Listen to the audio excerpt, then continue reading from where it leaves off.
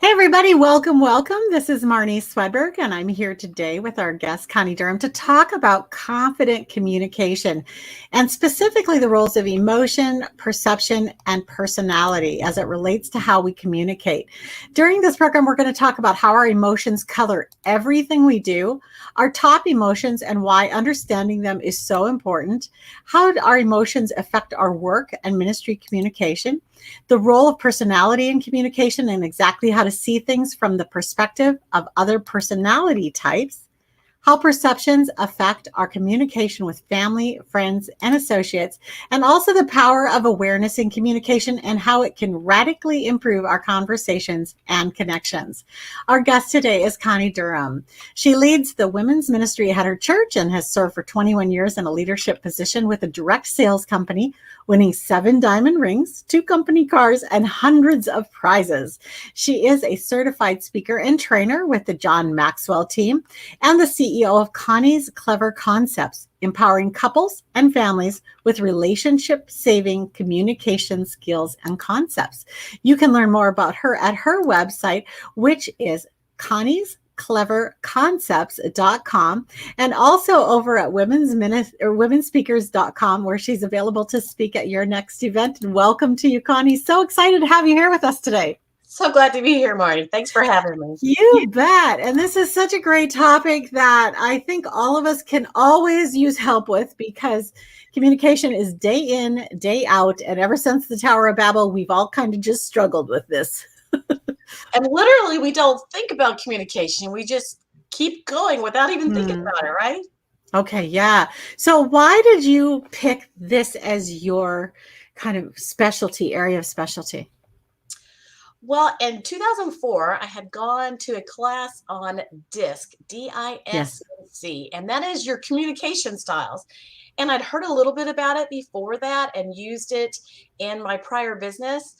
But when I went and became certified in it, I became fascinated. Yeah. It's like I just became aware of something I really hadn't ever thought of before.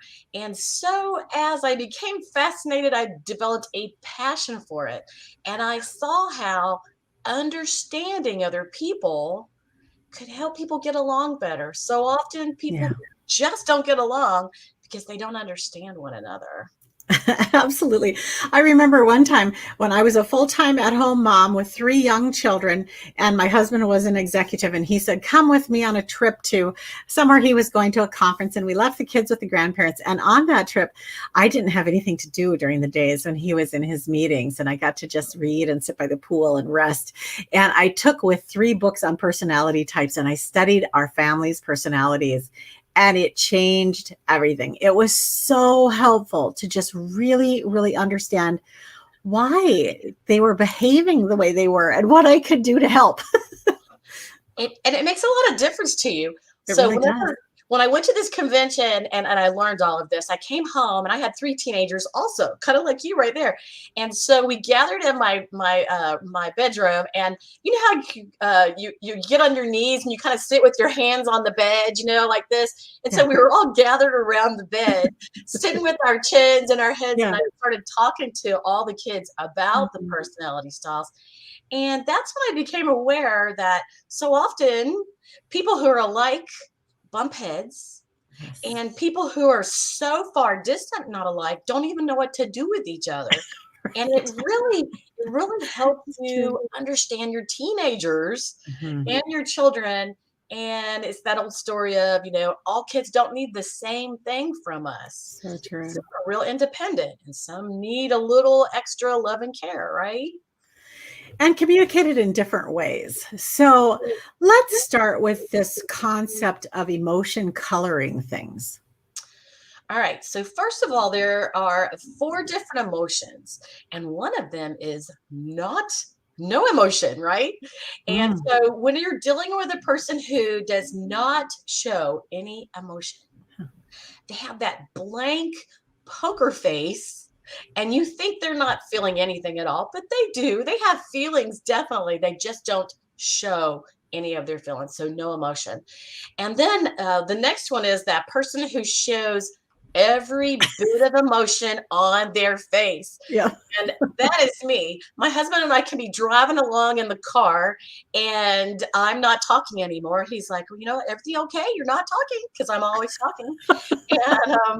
And if I'm quiet, he'll say, what are you thinking? And I'm like, can't I think in peace here? But you can see my face shows emotions of whatever I'm thinking. I just can't hide anything at all. So, and then there is the emotion of the person who their top emotion is anger.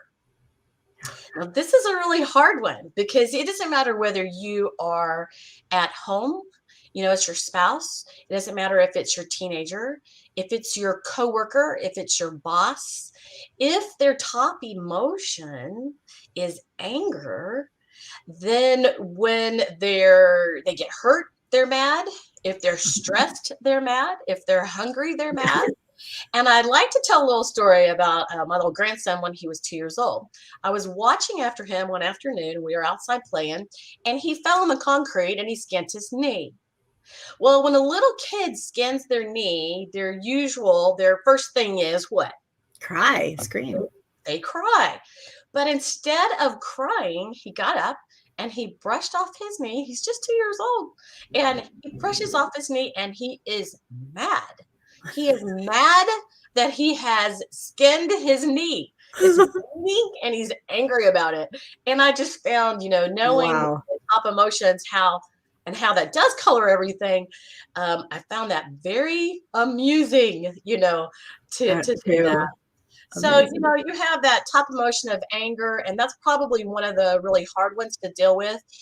If you have that, and there's so many good things about the people who have that top emotion, but if you have that, then you have to really watch your responses because very quickly your response can take you down the wrong road.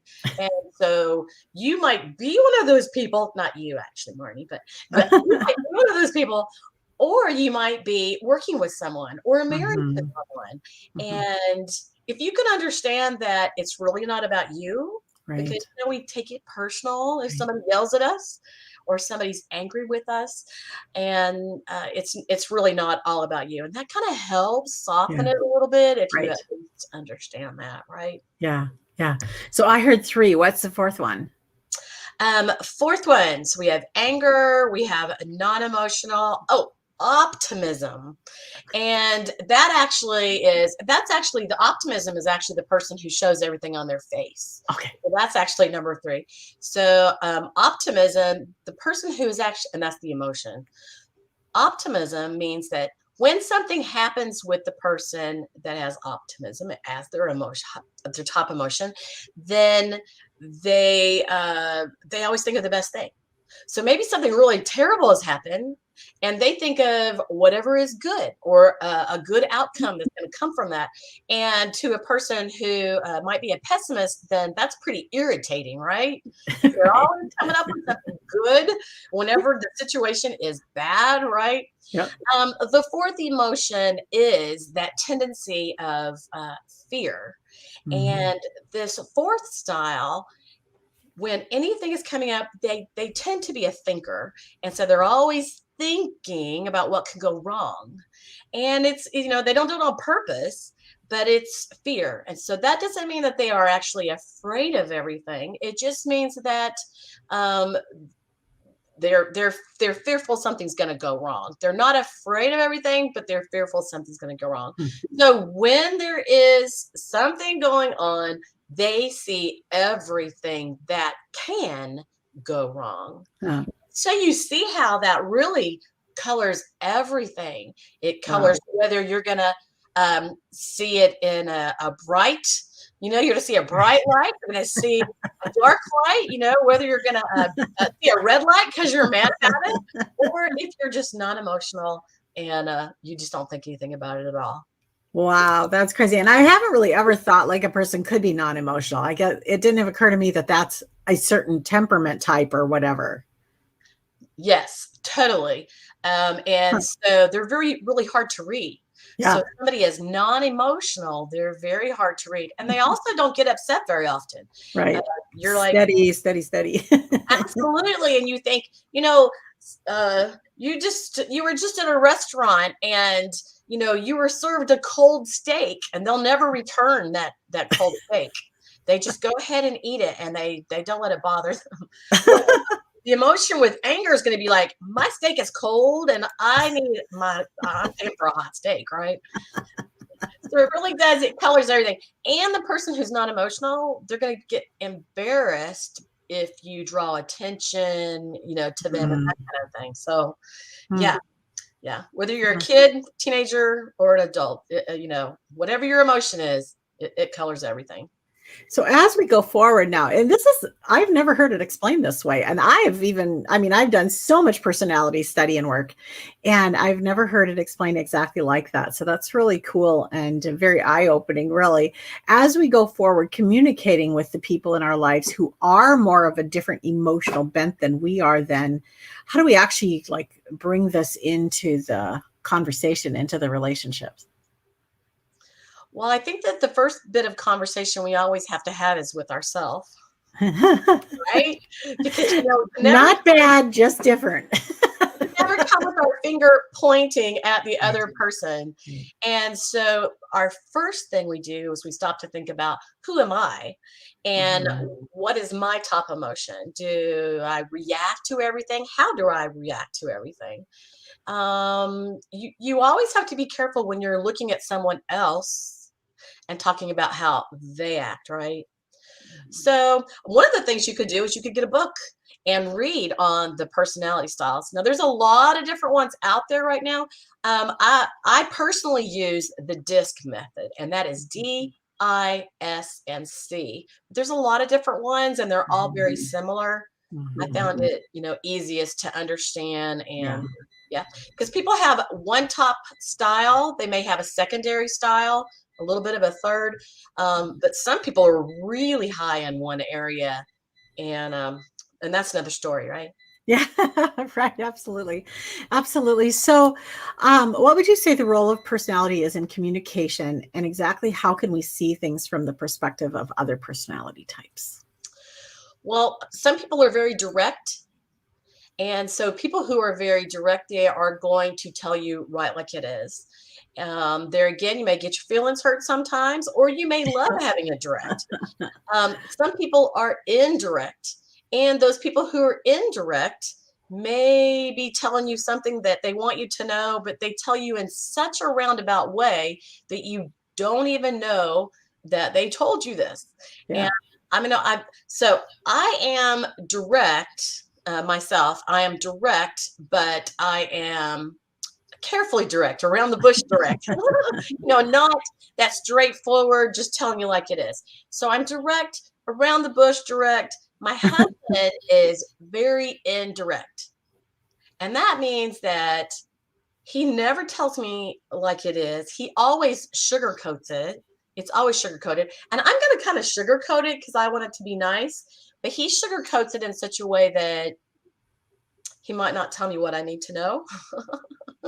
So sometimes whenever somebody sugarcoats things too much, you can't really rely on them to tell you what you need to know. Right. You need that direct person that can do that.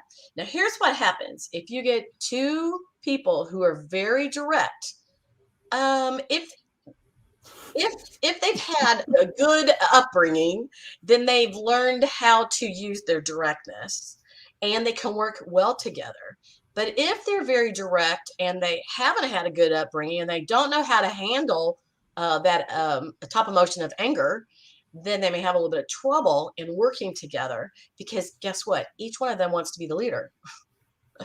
And I remember one time we were preparing for a big dinner.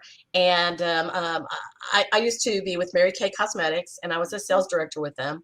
And so we were preparing for a big dinner, and it was like four different sales directors come together, and our whole unit was going to come and come to this dinner. Well, our husbands came to help us. We held it at our church, and Our husbands came to help us. And so you had 4 directors. It's just like, right? I can hear where this is going. 4 directors, and we're saying, well, let's put the chairs here, let's do the tables there, and we'll put the line there, and we're doing this. And then you're getting different directors giving directions. And, many husbands are also the leaders in their home, right? Yeah. Well, but these husbands, they knew with these 4 directors giving directions, that anyway, one of the husbands said, you know what? Then I think I'm just gonna be quiet because there's a lot of chiefs and not very many Indians. So too many chiefs. Yeah. And so that can happen when you get 2 direct people together. They can have a little bit of challenge. But really, accordingly, with people who are direct, they're usually leaders because they step forward when others kind of step back. And you need those people. So you need those people. And truly, a team of people, whether it's at church, whether it's at home, whether it's at work, a team of people is really formed from all the different styles. Right. Yeah, you need all the different styles. You need the people who follow easily and those supporters, and you need those people who are leaders and will step out, right? Mm-hmm. Yeah, absolutely. And, even when you think about the indirect people, if you get them together, then what happens is that nothing happens. So you have, there's pros and cons. And I love how God has created all this to be body life, where when we work together, it really works well. And there's a lot of strength there. You can get so much more done than you could if you didn't have all the personalities. But along the way, you do have to learn to be nice, play nicely, right? Yeah. And let me say one thing before you go to the next thing is I was working with some guys who created web pages and all of that. And one of the guys, he and his wife were that easy personality style who were both very indirect. And as we were talking about all the things, he said, oh, that's why when I go home and we want to go to dinner, we can't decide where to go to dinner because, Right. I'm easy going and she's easy going and we're each like want to please one another. And so we can't even make a decision of where to go because we both want to please one another. So there's your point on that. Right. So how do the perceptions affect our communication with others? As we have these different ways of approaching our lives, our conversations, how we funnel things through our mind. You have the optimist who everything's great, and you've got the angry person who everything's really a mess. And, you've got all these different things. So how do we actually, how does it play out in such a way in our families and with our coworkers? Well, I think that, that old thing called the golden rule, treat others the way you want to be treated. Well, it really is true, but there's a but in there. There is. Because what I found out that sometimes I would work with a very strong, direct person, and what I thought I needed or how I wanted to be treated was not always the way they wanted to be treated. And so sometimes you do have to pay attention to who you're working with and what they want from you. And I had just said to somebody the other day who was having some challenges in their marital relationship, and that person had been a very strong person. They were very strong-willed, very much a leader. They were very confident. And then there had been some challenges in life where they had been pressed down a little bit. Some things went on that kind of pressed them down, kind of, took a little bit of their confidence, kind of slowed up that directness. And they started to become a person who asked questions of their spouse and asked for approval, looking for approval. And, the strong personalities don't look for approval. They just step out and they go for it. Right. They don't care what everybody else says. They're not going to listen to everything everybody else says. And I had to remind that person of who they had been and that, if you live with a strong-minded person, a very direct person, they don't want you to be weak. They don't want you to be weak. They want you to be strong and confident and make decisions. And that same concept could be at work. If you work with a very strong-minded person at work, sometimes you're afraid to step out because you want to make sure you please them or that you don't displease them. But the truth is they want you to be confident, to make decisions and step out and just do it. They don't want to tell you every step of the way. So when you're dealing with a very direct person, that's an easy way to figure it out. Also, there's the pace of people. Some people are very fast paced, and some people are very slow paced. I like to say methodically paced, right? Not just slow, but methodical pace. And that direct person is a fast paced person. They think fast, they walk Mhm. fast, they make quick decisions, Yeah. and they're really pretty easy to spot. So if you're working with a Mm. person like that, they want you to be strong and to make decisions on your own. In the same way, if you have a teenager and they're that age, um, the same thing. Don't let your Mhm. teenager, if they're strong-minded, push you around. But one good thing that you can do with someone like that, if it's a kid or a teenager, is give them choices. Like this, you can choose this or that. Now, sometimes they'll pick the third thing, but if you give them choices, that empowers them, and they aren't so frustrated at being told what to do. Although we do tell our kids what to do, right? Yeah, absolutely. Absolutely. So there is a power in awareness and just being aware of these different um, ways that we communicate. I'd like to take you back to your days of supervising in Mary Kay. And, that is a company where you don't really have employees. You have subcontractors out there who have their own businesses really, and they're working for for you. So you're over them, but you're not really their boss exactly. You're more of a sponsor or, mentor type personality. So as you were working with these different personalities as it relates to indirect sales like that, what did you notice? Were there some that were just like, was there a certain personality type or emotion type communication style that actually did better consistently across the board in Mary Kay in sales? Well, here we go again. I would say probably that very direct, Hmm. driven, confident person, right? Yeah. But I could speak for myself as I began, and actually that was 30 years ago that I began here today. And I have to say, I was not that confident. I was a very much Hmm. people person, but Developed I it. was not that confident. And so Hmm. there's really no rule of who can make it in a direct sales business. It just takes getting that encouragement Yeah. and being mentored and taught to believe that you can do more. So I'll speak from my own point of view on that. So as I began into the direct sales business, my first thing was that I started Mary Kay because I thought, you know what? I love to make people feel good and look good about themselves. Yeah. And so I didn't stop to think about whether I was good at sales or good at Okay. what I did. Yep. Um, but that's when I started. And then my second thing was, oh, how about those prizes? I like prizes. So really Mary Kay was something that it is people who started in one place and worked their way to another place. Where Yeah. many businesses, you get hired into a position or you acquire the next position because it came open.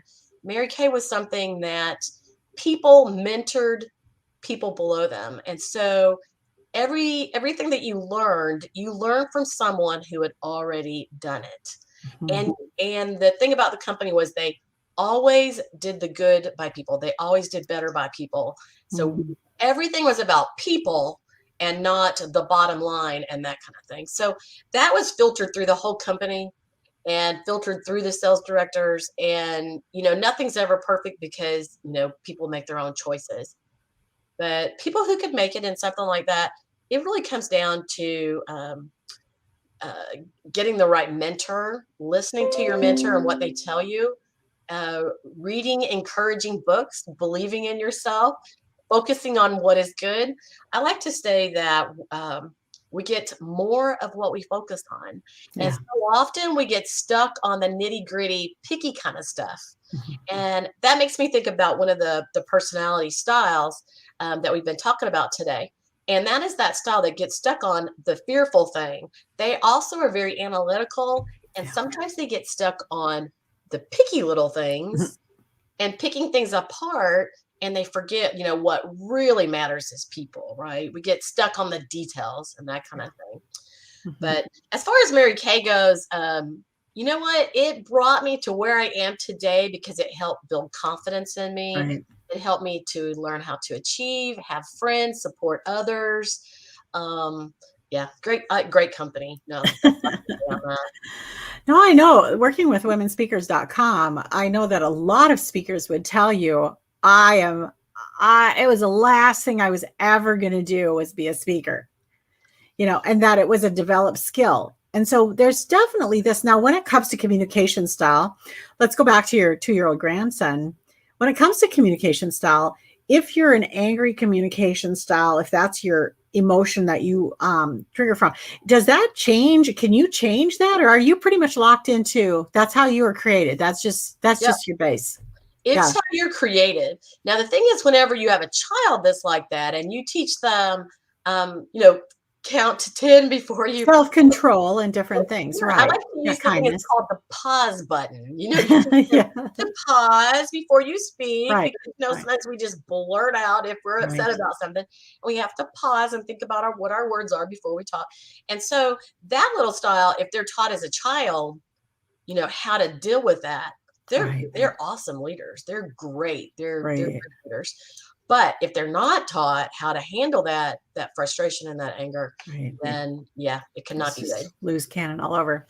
Yeah, it's interesting. So I think one of the things that I love about personality styles and communication styles and all that, and understanding it, is that it just is such a powerful tool. I remember, so we had 2 children, and I would say, would you go do this, or would you go do that, or get mommy that, or whatever, and they would just go do it. And if they didn't, they were being, pretty rebellious in that moment or whatever, overtired or something. But typically they would just respond. Then we had our third child, and I would say, "Would you go hand me that?" And he'd go, "No," and he just consistently no, and I would give him a consequence. Finally, I realized, Connie, that he would say yes. It kind of happened by accident that I would be too busy to actually deal with it in the moment. And what I would find is if he had 30 seconds, he would do the right thing, but it just took his mind a little longer. And I think that that's really the key here, is to just not assume that everybody's just like you, or that your children are like each other, or that your coworkers or your bosses are all the same. Everybody will ever deal with is different, and they're coming from their own perspective. And in communication, we have to give space for that. Hmm. And that child that would tell you no, actually, he was stopping and thinking and deciding. And so when Absolutely. they're a teenager, that's good, Right. right? They're going to Right. stop and think, decide, and they're not going to care what those friends say. They're going to make their own choice. Yeah, that's right. Yeah. Yeah, he's my son that's now going for special forces. So, I mean, you've got, you have these different kids that have different things that they're good at, and things that they're going to excel at, and directions they're going to go. And you can't see that as a parent when they're little, but you get hints. And just to study this, I just love what you do, Connie. You help families, you help couples to actually really understand each other better, and to make this communication thing doable in the home. I want you guys to know Connie's website. She's got all kinds of stuff there. Connie'sCleverConcepts.com. When they get over there, what are they going to find, Connie? Well, on Connie's Clever Concepts, you will find at the top there are always buttons where you can actually find some things free. Like right now, I know I've got 25 things to help you grow your relationship. And there's simple things that I might do all the time, but we're all raised in different places and we all come from different backgrounds, different perspectives on things, right? And so there are a selection of things. Sometimes I'm doing a women's summit or I'm involved in something, and you can usually find quite a few free things right there that start to give you a little explanation on personality styles and how people can get along.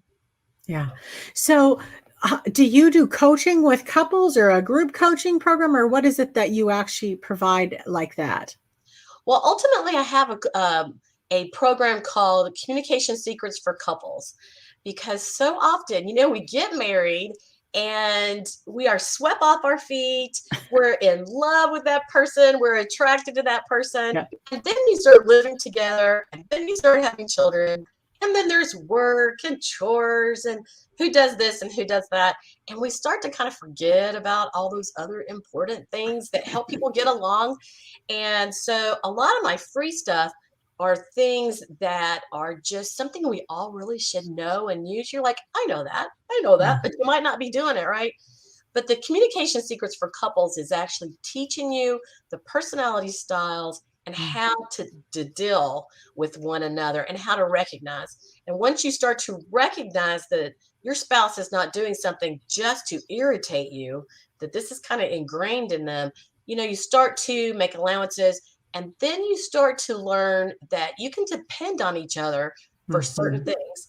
Like my husband and I, we make a great team because he's good at some things and I'm good at others. And we've Yeah. learned to accept that because I have been Right. married for 42 years. Yay. I feel fortunate. I feel very blessed because I got Yep. a servant. My husband is a servant and very easy to Aw. get along with. Oh, that's great. Yeah, no, we're coming up on 38 years here in a month. And yeah, and I think that one, what you said there was so important. You not only, so I remember when I figured that Dave was just really being mean and out to get me with certain behaviors. And I finally came to realize that is who he is. It's not even about me at all. It's just who he is. And he would say things to me, Marnie, do I treat myself better than I treat you? And I'm like, no, you don't actually. but but what we come to find out when you're together for a while, and it takes a while to really get to the point, uh, I think to the trust level where you can kind of experience this, is that you're actually better together. Like you bring so much strength like this together. And Dave and I've done several businesses together. And what we find is that he's like really great at the helicopter, the overview type level, and I'm real good down here in the trees. But what happens is he'll say, "Get up here with me in the helicopter," and I'll be like, "Well, you don't understand how hard it is down here in the trees," and we'll go at each other kind of like that. But as we recognize that this is the gift that God has brought to us, Mhm. then we can accomplish more together than we could without each other, and it becomes a gift, even though there's still challenges to it. Understanding each other and being able to understand how to communicate with it is just huge.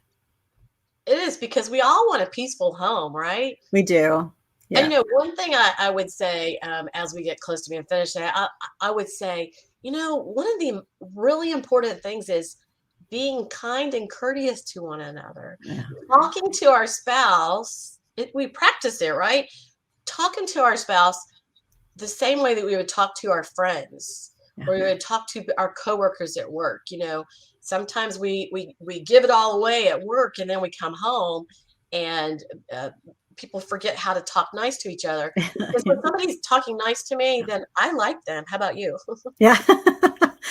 Right. And you kind of want to avoid somebody who's talking always smack to you. I mean, that's the thing, is that if you want to have a good relationship, and a lot of it is mirroring, what you do, they're going to mirror back to you. And unfortunately, what they do, you tend to want to do back. If they're being cruel or harsh or whatever, Right. you tend to want to respond with that, but you don't have to. It's a choice always. So I just loved this, and I'm so grateful for you and for what you do for people, as well as just for the gift of communication that God has given us. Yeah. Thank you for having me. It's a lot of fun. You're great. Well, thanks for being here. You guys want to for sure check out Connie's stuff. Her website again is www.conniescleverconcepts.com.